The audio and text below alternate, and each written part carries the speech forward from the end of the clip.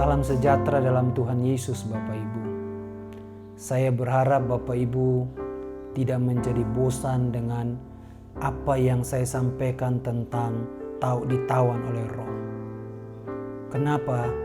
Karena tidak mungkin dalam durasi yang singkat saya menyampaikan secara utuh dan penuh tentang ditawan Roh.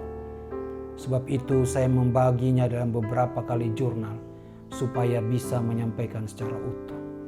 Kenapa demikian? Sebab saya menganggap ini sesuatu yang penting. Kita tidak mungkin bisa menyenangkan Bapa di sorga atau Tuhan Yesus kalau kita tidak dipimpin oleh Roh.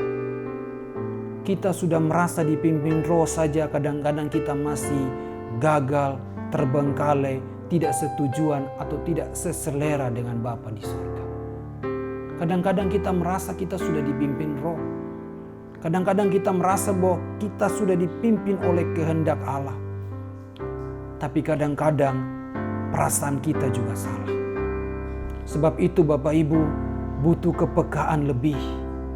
Butuh kepekaan lebih untuk memahami, merasakan dan mengetahui bahwa itu adalah kehendak Bapa.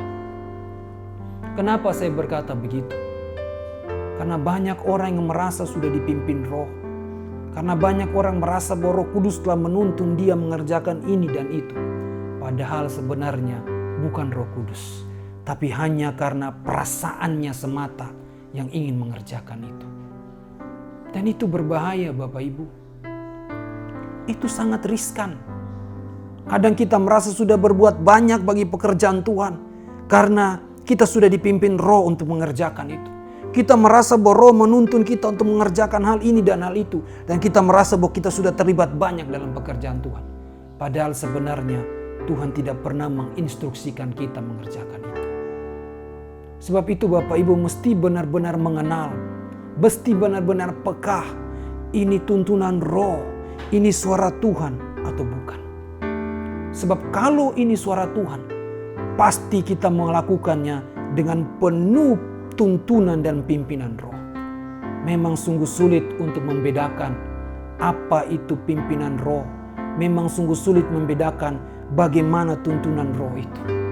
Tapi saya berdoa Bapak Ibu bisa benar-benar peka dan mengerti itu. Supaya kita jangan sampai merasa sudah melakukan yang Tuhan kehendaki. Tapi pada akhirnya sebenarnya kita tidak pernah melakukan apa-apa. Lebih ironis lagi, sebenarnya kita sedang melakukan apa yang kita anggap baik dan benar, dan itu menyenangkan kita. Mesti peka Bapak Ibu, supaya kita melakukan yang benar-benar dipimpin oleh Roh itu sendiri. Tuhan menolong kita, Tuhan memberkati kita.